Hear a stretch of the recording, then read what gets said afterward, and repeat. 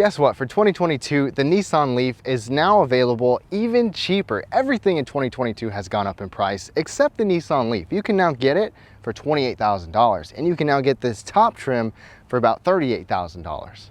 That doesn't even include tax credits from local agencies or from the federal government either. So keep that in mind with the price here. But I'm gonna give you a full detailed review of the outside, the inside, and take it for a test drive and show you exactly what you get with this Nissan LEAF EV during a gas crisis. Real quick, thank you so much for watching. My name is Nolan. I do full reviews like this every week, and for your own time considerations, I've put chapters in the description below so you can skip around from part to part, but let's go ahead and jump into it. So this is the LEAF SL Plus, which is the top trim, but it comes in the S, SV, and SL with a standard range and a plus range. And up front, first of all, you don't have a real grille because you don't need one. And that's the little charging door there. And then there's some hardware underneath of the hood, which I'll show you a little bit later. But this is Nissan's signature V-Motion grille. We get LED headlights, daytime running lights right here, the high and the low beams. Those are actually not standard on the base model and they're optional on the middle trim level, which is surprising. I feel like an EV should have LED standard because its goal is efficiency. And you even get halogen fog lights, which is really surprising. No LED fog lights. The paint color on this one is actually a premium paint. It's called Sunset Drift Chroma Flare. I think it looks pretty cool. It's definitely Nissan's signature orange color. Looks nice. And wheels on this EV are going to be between 16 and 17 inches because larger wheels tend to hinder your range. Just a quick note about the mirrors. You're going to get turn signals in those. They're also going to be heated on the upper couple of trims, and blind spot indicators standard on every trim. Dimensionally, the LEAF is actually pretty small. It's 176 inches long, so it's very easy to maneuver, and it's a little bit more spacious in some areas than you might think, but it is pretty small. Nissan's goal with the LEAF is aerodynamics, obviously, and that helps a little bit with the spoiler there. You've got the same V-Motion type of taillight and even still an incandescent bulb. So I'm a little surprised on this top trim we don't have all LEDs everywhere. Not a huge deal, but styling-wise, it's not my favorite. I don't usually talk about styling, but it kind of looks like the Ugly Duckling or like a little capybara with the buck tooth in front. Now moving to the cargo area, there's no power lift gate. There's no option for that. There's just a little touchpad right here, and then you have to lift it. Once you lift it up a little bit, it pops up on its own pretty easily. There's also a grab handle up there. There's about 23.5 cubic feet behind the second row. It swallows up my jogging stroller well. It's pretty darn deep, actually. I mean, it's pretty low down there. I was able to fit my jogging stroller for my kid and her little bike back here. No problems, groceries, suitcases. It's gonna swallow things up really well behind this second row. And this little bag right here is to hold your charging cable that's gonna come with the car. One thing to note, there's a little Bose system right here. Since we have the Bose speaker system, I'll talk about that, but it kind of juts into the cargo space a little bit, so keep that in mind. And if you're looking for a spare tire, you will not find one, but you have a tire inflator kit. The seats can be folded down, and this back seat is actually pretty darn flat, although there's a significant gap between there and here, so it's not like you can shove long items in here all that well, but at least you can fold each seat down and then get 30 cubic feet. Now, Nissan gives you the same key fob that we get on other Nissans with just your basic lock and unlock and alarm functions. There's no power lift gate, but it does have the smart key standard, and you push this button to lock it or you push this button to unlock it. There's no sensor in the back. And now let's take a look at these front seats. So these are the leather seats on the SL. Only the SL is going to give us these leather seats, and I like the look of them. I like the kind of two-tone look with even some blue stitching on here. The bolstering isn't too bad. I really don't have much to complain about with these seats as far as that goes. The lower trims, the base model and SV standard will give you a 6-way manual, but the SV can option up to get these power adjustable seats. These are also heated. You've got lumbar support, your basic height and tilt adjustment. The steering wheel has a really small range of motion. It's both tilt and telescoping, but it's such a small motion. It's a little bit hard to get a perfect driving position. And these seats have a 2-tier heated system, so heated seats, no ventilated seats, and also no memory settings. So no ventilated seats, no memory settings, but there is one big bonus that I'll share with you in a sec. And like I said, comfort-wise, I don't really have anything too much to complain about with these seats. I've been fine. They're not the most bolstered or the softest and squishiest, but they've been just fine.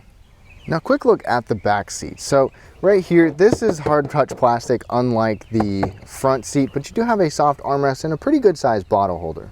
And for those of you with kids, this isn't the most family-friendly vehicle. I have an extension piece on there, and I have to have that seat pretty far forward to where it's almost just unusable to have somebody sit in the front seat. And I definitely can't fit it behind myself at 5'9", not very tall. But let me show you. So sitting behind myself, I can barely fit my feet under here. I don't even have the seat very low. Like I said, I'm 5'9". I kind of have it in the mid-range. Can't really even fit my feet. My knees are pretty darn close, but I mean, it's okay, it's usable, it's good enough, especially for this small of a vehicle, but keep that in mind. This little tray right here is supposedly optional, which gives you cup holders and a little stash area. And we also have 2 USB charging ports. That's important because there's no center console right here or center armrest right here, which is really surprising. And I've been in the Leaf before, and I'd have to look. I can't remember how I fit back there, but I can definitely feel my hair touching and in the top of my head a little bit when I'm sitting up straight. I'm only 5'9", so this is definitely not the most passenger-friendly back seat. The other thing, there's no heated seats back here. There's no direct air conditioning vents either. There are under-seat heater ducts, but in order to get some real AC back here, you have to rely on the vents in the front.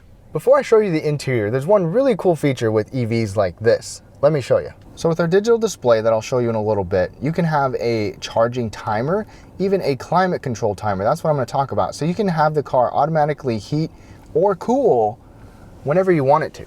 And I'll show you a little bit more later, but there's even a little timer indicator on there. So you can have the car turn on, heat and cool the vehicle according to your schedule. So if you're going to work got to get in your car at 7 o'clock, you can have it ready, warmed up, or cooled off for you, and you can do it in the garage because you're not going to be fuming it up with exhaust. It's electric. It's awesome. Now, hopping inside of the Leaf, there are definitely some things that make this feel outdated and not quite up to the price point, but let's go ahead and jump in. So first thing on the door, this panel right here is somewhat soft. You do have a soft armrest, but up here this is hard if you like to have your elbow rest up there. There's just one automatic one-touch window. The bottle holder is decent size. I can squeeze my tall bottle in there, and there's some extra storage. You have a couple convenient features like your steering assist and your heated steering wheel over here. The steering wheel itself is heated, like I just said. It's leather wrapped as well. This is also very nice. The heated steering wheel is on the SV and SL models. And then this is Nissan's gliding wing design. The display is outdated for Nissan standard, and so is this instrument cluster. So we have push button start, push it right there, foot on the brake, and it will be very quiet when you start up because obviously you don't have the same noise engine that turns on. So part of this cluster, on the left we have a digital section. There's a good amount of information you can scroll through on here. There's no big like full digital display like you'll see with some other EVs and even non-EVs as well, but it does give you a bunch of information, and you've got a physical speedometer, and you can have a digital speedometer in here as well. One of the reasons this feels cheap and outdated, I believe, is just because of the way the buttons look, the way that some of the plastic pieces are. I mean, you've got a lot of plastic in here. You actually have some nice material here, but this whole area feels kind of cheap in the piano black. The upper dash is cheap. You know, cheap, I'm saying cheap for the price point. Personally, I don't really care if it has plastics like this as much, but for what you pay, you might expect otherwise, and with the competition. Nissan does give you Apple CarPlay and Android Auto. It does have to be plugged in though. There's no wireless option for this. And then this infotainment works, but it is definitely somewhat outdated. It still gives you enough information. There's a little bit of customization on here, or you can customize more things on there, but not quite to the standard of some vehicles. This does have a 360 camera though. Check that out. That's always nice, especially when you're parking. If you want to see next to you, the curb, whatever you need to, that's really handy. I have not mentioned, but this is an 8-inch screen, so that's decent size. This also has a Bose sound system in here as well. Go to sound. It doesn't sound too bad either for this one. The Bose is only on the top SL trim, of course. Otherwise, it's a 4 or 6 speaker system. Then down here, to my surprise, there's no dual zone climate control. There's just single zone. So it's still automatic. You can have it automatic or manually control your fan speed, but in order to see your actual temperature, you have to adjust it first to see it up on the screen. I kind of wish we could see what the actual temperature was without having to adjust it, but you can have this automatically climate control, cool or heat the vehicle, like I told you earlier. Just down from there, you got your start button, 2 USB charging ports, a 12-volt power outlet, and your heated seats, which are 2-tier. There's a little storage pad right here for a phone or something. It is not a wireless charger. To my surprise, there's no wireless charging, and that should definitely be in here on an electric car. I'll go through the drive modes in a little bit when we go for a test drive, but Eco, E-pedal, which is like one pedal driving, and then your actual shifter is quite interesting. So you push the button for park, move it over and then down for drive, or over and forward for reverse, and then just for park. Back here you get an electronic parking brake. There's no brake hold button, but if you're in your e-pedal mode, it's just like a brake hold. Then bottle holders are decent size, nothing too large, but they can accommodate most drinks. The armrest is really small. This is one thing I wish could be improved. It doesn't move forward, and it's just this little tiny piece right here. I wish this armrest could come forward, because this is really small. I wish this whole center console could be reconfigured a little bit. There's a little bit of storage, but again, it's pretty tight. Nissan does give us a glove box. It's not locking though. And there's an automatic dimming rearview mirror overhead, which even has garage controls. That's optional on the SV and standard on this top trim. In here, as an EV you would expect, we also get LED interior lighting. And then we've got a sunglass holder right there, even though it's pretty darn small. The visor is actually pretty good size, and it slides out, although there's still a big gap between the side of the window, because these windows are massive. And to my surprise, no sunroof. Now, that's not a real gas engine under the hood. Obviously, it is built off of battery and electric motors. There's 2 main Leafs. There's the standard Leaf, and then there's the Leaf Plus, which is what we have right here, and there's significant differences in range between the two. The first one with the smaller battery, they both have lithium-ion batteries, is only going to get about 149 miles of range. That's not very much, but for some people that might be just enough, and you can get a cheaper option. Otherwise, you can go for the Leaf Plus and get up to 226 miles, but that's only on the base trim. Otherwise, it's 215 miles of range. This one's going to have significantly more power, passing power, just driving power overall. I'll put the power numbers below. So if you're comparing this to other EVs, you know, most of them, a lot of them nowadays are starting to get more and more total range and quite a bit of torque and power too. This isn't quite there, but if you don't have to go long distances, it'll probably work. Let's talk about the charging here in just a sec. But first, if you're concerned about battery life, you know, the big lithium-ion battery pack that comes with them, it comes standard with an 8-year, 100,000-mile battery warranty. Now with charging, the charging door is right here, and I also should mention, since we were just under here, there's no front trunk. It's a little bit disappointing. Some vehicles give you a little trunk area to stash some items, or huge areas too, depending on what vehicle you're looking at, but you don't get a front trunk. This little door is the charging door, and the nice thing about this is that you can lock it and unlock it just like a normal part of the door, or pop it like a fuel door. You've got a fast charger and a slow charger here as well, so you've got both options available. And there's even a little light here, so if you're plugging in at night, you can actually see what you're doing. Now Nissan gives you a charging cord standard, and it just clicks on and locks on right there. The car will also let you know, I didn't have it plugged in, but up there's 3 little blinking dots, and it'll let you know the progress of your charge by how many dots you have lit and blinking. It comes standard with a 120 volt standard 3-prong outlet, but you can take it off and have a 220 or 240 volt plug right here. This is huge, because if you charge with the 3-prong, it takes forever. Now you can make it work, but if you plug in with this, you can charge this thing up at your house without a charging box or a special unit, just a 220 volt plug. You can charge it overnight, full charge, 8 to 11.5 hours. That's pretty good. So if you don't want to ever go to a charging station, you can probably get by with just one of these two. And I love that this is an adapter to where you can have both. But if you do have to go to fast chargers, there's DC fast charging stations around where you can do 50 kilowatt to 100 kilowatt type of charging, which is pretty good speed. And the nice thing is, inside the car, it will even tell you how long an estimated time would be to charge it up, depending on what type of charge you use. All right, y'all, before we get going in this test drive, first of all, we have Nissan Safety Shield 360. So you've got, emergency braking to the front and to the back. You've got blind spot monitoring. You're covered with safety features all around the vehicle. Plus, this one has the ProPilot Assist with steering assist. So it's got the full speed radar cruise control and the lane centering technology as well. So you've got quite a bit of features on this Leaf. The shifter is a little bit interesting. It takes a little getting used to. But first of all, I'm in e-pedal mode, which is like a one pedal driving mode. So I'm going to show you how this works. First of all, if you aren't pushing on the accelerator, then you're slowing down. I mean, then you're braking essentially. So I'm pushing on the accelerator. As soon as I let up, it starts to slow me down very fast. And it's not pushing the brake pedal for you. It's actually using the regenerative brakes of the wheels. So when you coast, if you let off the accelerator, it's recapturing as much energy as possible.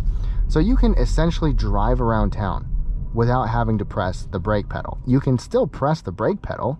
It did it on its own. And now we're at a stop. And then I push on the accelerator and we start going.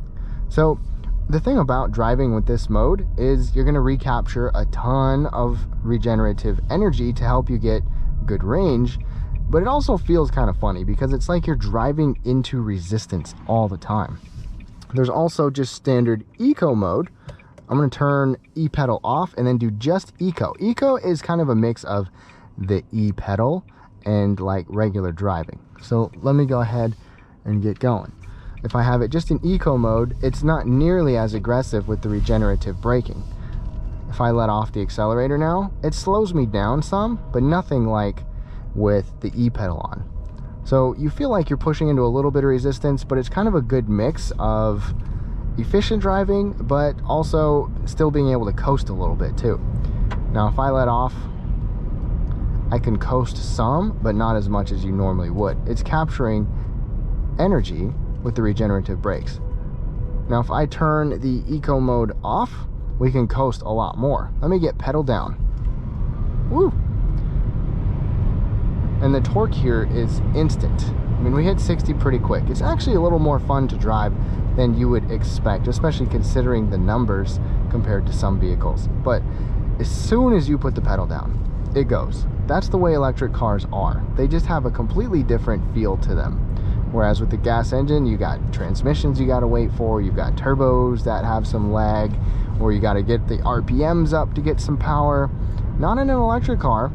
So we're just humming along, 50, pedal down, and boom. I mean, it pulls. It pulls pretty hard too.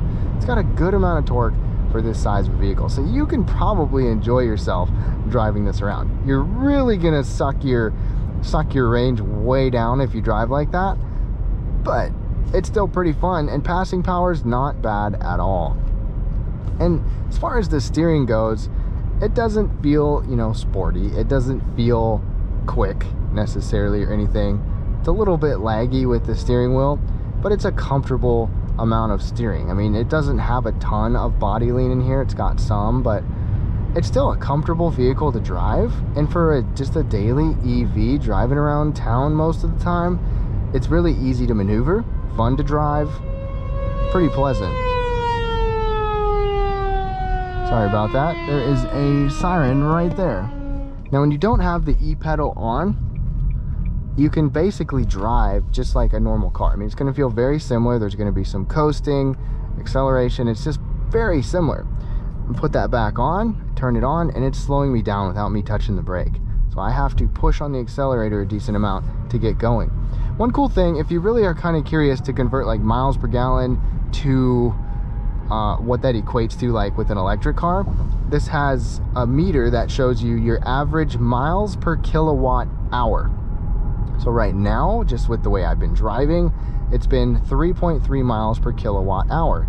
You take that number, multiply it by whatever battery you have, whether it's like a 60 kilowatt hour battery, so 60 times 3.3. Obviously, if you can get 4 miles per kilowatt hour, you get quite a bit more, 60 more miles of range than a 3 mile per kilowatt hour.